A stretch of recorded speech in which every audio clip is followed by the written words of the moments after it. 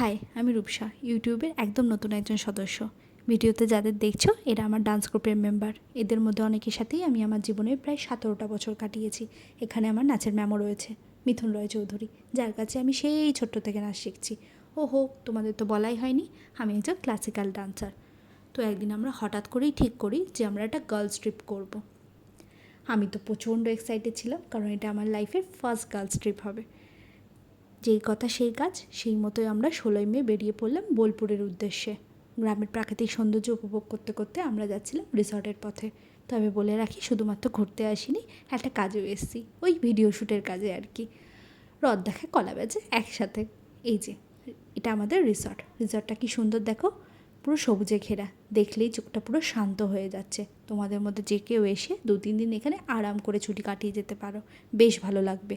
দেয়ালগুলোই দেখো কি সুন্দর ছবি আঁকা, আমাদের কিন্তু বেশ লেগেছে। রিসর্টের নামটা যেন কী ছিল, ও হ্যাঁ, খেয়াতরি। কি মিষ্টি না নামটা।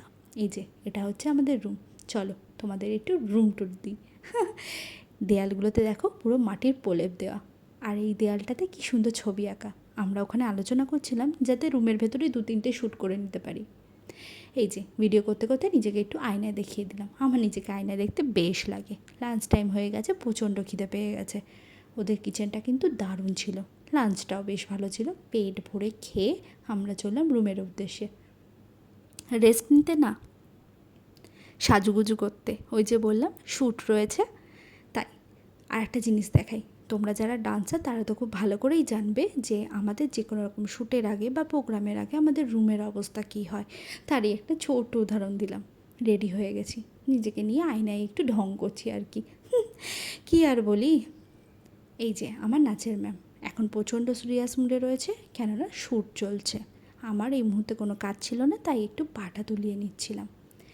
প্রচণ্ড টায়ার্ড ছিলাম, কিন্তু তাও রেডি হতে হবে, কারণ রিসর্টের ভেতরটা একটু এক্সপ্লোর করব।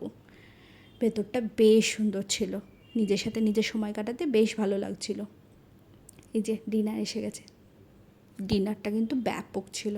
পরের দিন সকালবেলা চা খেতে খেতে, মুড়ি খেতে খেতে আমরা একটা নির্ভেজাল আড্ডা দিচ্ছিলাম। আমাদের জানো তো কোনো সাইট সিনের প্ল্যান ছিল না, কিন্তু ম্যামের গলা ধরে ঝুলে পড়েছিলাম যাতে একটুখানি সোনাঝুরির হাটে ঘুরতে নিয়ে যাওয়া হয়। বেচারি ম্যাম আর কী করবে, ব্রেকফাস্ট খাইয়ে আমাদের নিয়ে চলো সোনাঝুরির হাটে ঘোরাতে। জানো, বোলপুর আমার প্রথমবার নয়, এর আগেও 7-8বার এসেছি, কিন্তু যতবারই এসেছি সোনাঝুরির হাট, কোপাই নদীর ধার আমাকে বারবার টেনেছে। তাই এবারে কীভাবে ব্যতিক্রম হয় তাই জন্য চলে এলাম আর কি। 2-একটা জিনিসও কিনেছি বটে, বেশ ভালো লাগলো। চলো, স্টেশনে কিন্তু ট্রেন দাঁড়িয়ে রয়েছে, এবার বাড়ি ফিরতে হবে। আজ আসি, টাটা। আসবো আবার পরে কোনো একটা ছোট্ট ব্লগ নিয়ে। আমি ব্লগে একদম নতুন, তাই ভুল টুটি প্লিজ মার্জনা করে দিও। টাটা।